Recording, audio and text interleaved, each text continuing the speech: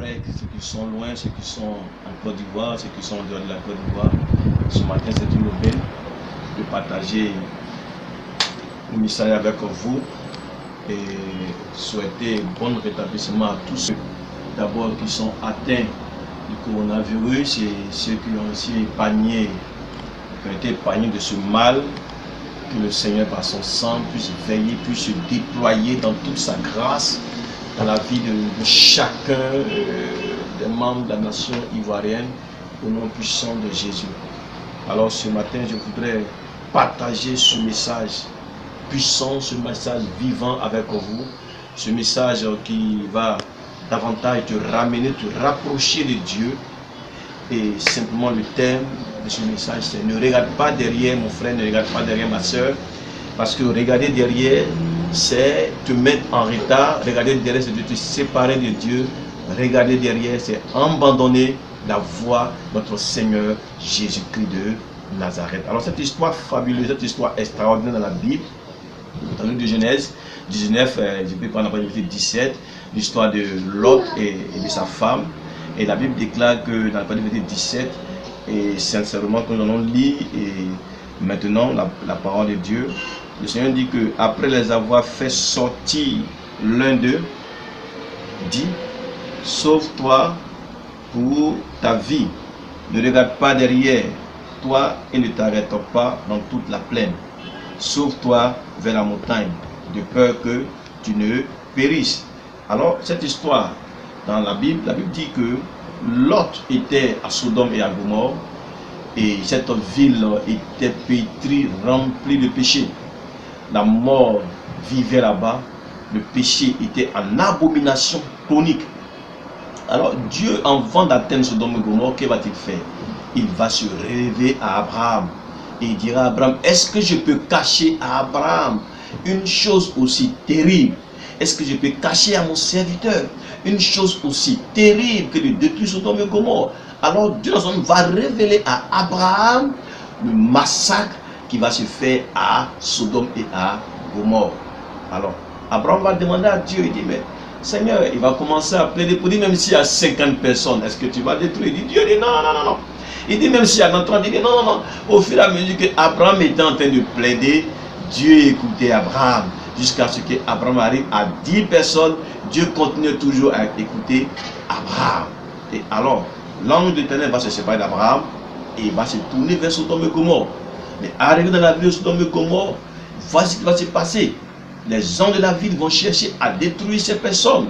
Ils vont chercher à anéantir ces personnes, à leur ôter la vie parce qu'ils étaient plongés dans le mal.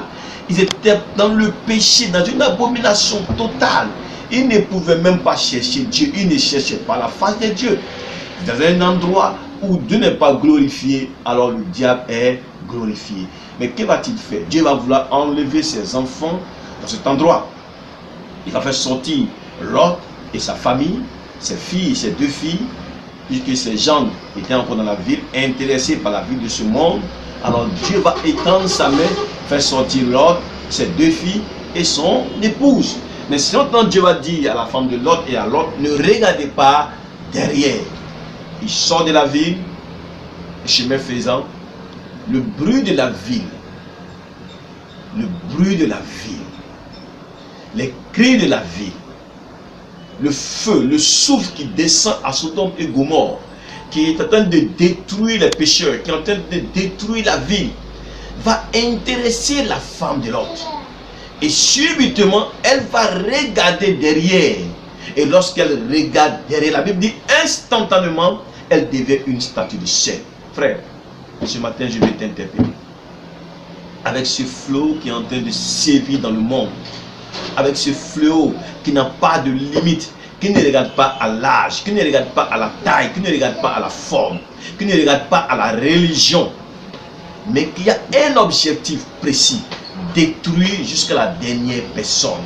Mais l'heure est à regarder le Seigneur. L'heure est arrivée où tes regards doivent être fixés vers Jésus, où tes regards doivent être tournés vers le Christ, non pas derrière, non pas le monde, non pas le diable, non pas le péché, non pas le plaisir de ce monde. Mais l'heure est arrivée où tes regards doivent être tournés vers le Seigneur. Alléluia. Je vais t'amener dans la Bible, afin que tu comprennes véritablement de quoi donc parle encore le Seigneur Jésus. En Luc 17, bien aimé, en Luc 17, à partir du verset 28, le Seigneur dit: ce qui arrivera du temps de Lot arrivera parallèlement. Les hommes mangeaient, buvaient, achetaient, vendaient, plantaient, bâtissaient. Mais le jour où Lot sortit de Sodome et de Gomorrhe, une pluie de feu et de souffle tomba du ciel et les fit tous périr. Il en sera de même le jour où le Fils de l'homme paraîtra. Bien aimé, alors la Bible dit qu'en cette période, les gens achetaient, les gens vendaient, les gens faisaient tout ce qu'ils avaient fait. Ils vaquaient à leurs préoccupations. Mais ils avaient une seule chose. Ils ne cherchaient pas Dieu. Ils n'avaient pas le regard tourné vers Dieu. Dans cette période où tu es confiné à la maison, où il n'y a pas de culte véritablement, où il n'y a pas de rassemblement de prière, ce n'est pas une occasion pour toi de te pavaner, de te promener, de te vadrouiller, d'abandonner la main du Seigneur. Mais c'est une occasion pour toi de chercher davantage le Seigneur, de te plonger dans ta parole, d'avoir une relation saine avec Jésus. Car la Bible dit le jour du Christ viendra comme le jour d'un voleur. Tu ne sais pas à quel moment cela va se produire. La Bible dit que clairement ces personnes étaient en train de vendre, d'acheter, de se promener, de faire ce qu'ils faisaient d'habitude. Ils n'étaient pas intéressés par la foi de Jésus. Non. Ils étaient intéressés par autre chose. Ils cherchaient autre chose. Ils ne cherchaient pas la foi de Christ. Ils étaient attirés par autre chose. Ils étaient attirés par le monde. Ils étaient attirés par le péché. Ils étaient attirés par la séduction de ce monde. Ils n'étaient pas attirés par la voix de Dieu. Amen. Mais regardez en 2 Pierre 6. Il dit: s'il a condamné à la destruction et réuni ensemble les villes de Sodome et de Gomorrhe, les donna comme exemple aux impies à venir. Et s'il a délivré le juste Lot, profondément attristé de la conduite de ces hommes, sans frein dans leur dissolution, car ce juste qui habitait au milieu d'eux tourmentait journellement son âme, juste à cause de ce qu'ils voyaient et entendaient de leurs œuvres criminelles. Le Seigneur sait délivrer de l'épreuve les hommes pieux et réserver les injustes pour être punis au jour du jugement. Je veux t'aider, bien aimé, à comprendre cette parole du Seigneur. Sois un homme juste. Quelle que soit la vie dans laquelle tu te trouves aujourd'hui, quelle que soit la position que tu occupes aujourd'hui, laisse ton titre, laisse ton statut, laisse ta position, laisse ce que tu fais qui te détourne de la voie de Dieu. Mais il est arrivé à ce moment-là où véritablement Dieu va délivrer les justes.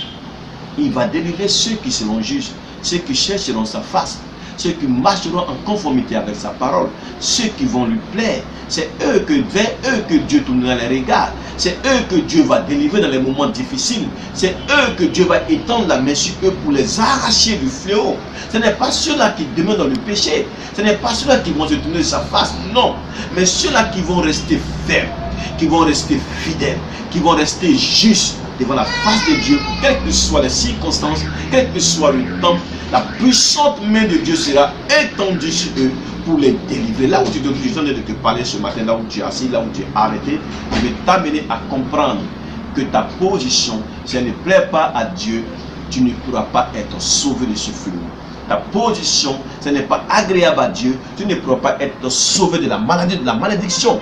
Ta position, si elle ne plaît pas à Dieu, tu ne pourras pas être épargné par quoi que ce soit. Je vous interpréter quelque chose. J'ai eu une vision dans ce temps.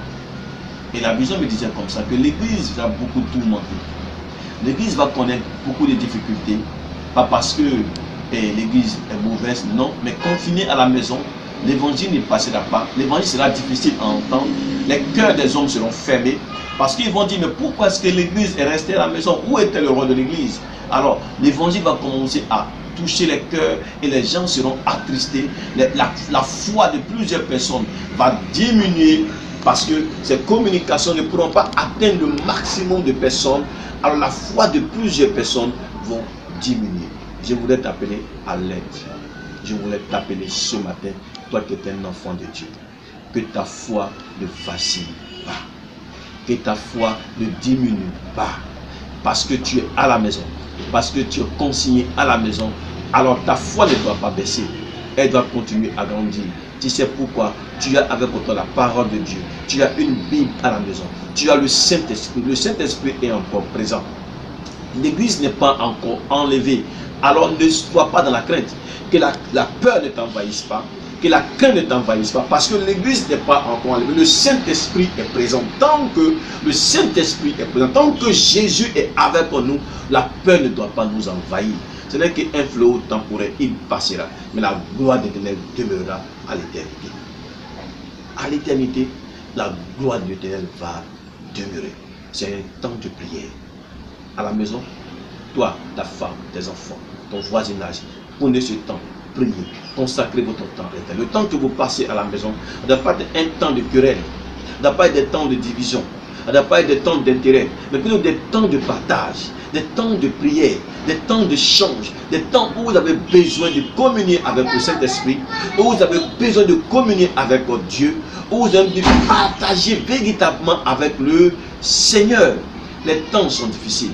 J'étais en prière, comme son, j'étais en prière, et le Saint-Esprit m'a enlevé.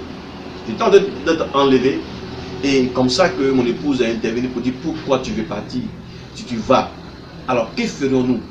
J'ai compris à mon réveil que le temps de Dieu était un temps de réveil. Ce temps était un temps, Dieu est capable d'enlever son église. Dieu est capable de venir t'enlever.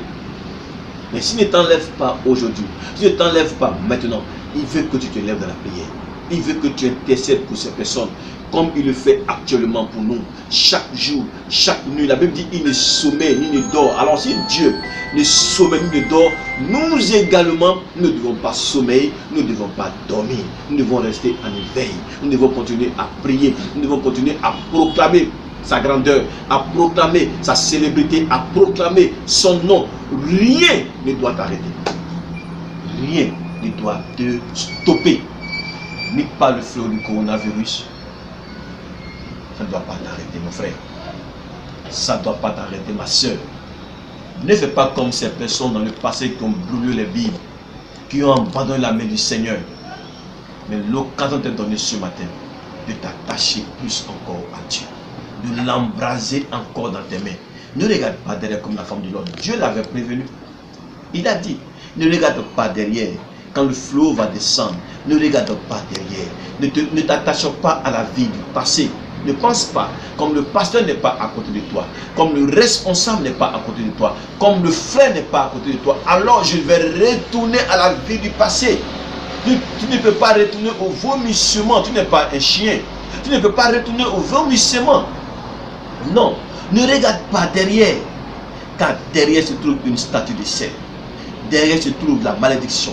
Derrière se trouve la mort. Derrière se trouve la désobéissance. Ne regarde pas derrière. Cette vie du passé ne doit pas faire partie de toi. Je t'en supplie ce matin. Je t'interpelle ce matin. Je t'appelle ce matin. Là où tu te trouves. Fais une alliance avec le Seigneur. C'est le moment de montrer ta fidélité à Dieu. Pas à ton offrande, pas à tes dîmes, pas à tes actions de grâce. Oui, c'est le moment de montrer que tu es véritablement un enfant de Dieu. C'est le moment de démontrer que ton alliance avec Dieu n'a pas changé. De près ou de loin, ton adoration ne doit pas changer. Cette occasion est une occasion pour démontrer qui est le véritable adorateur.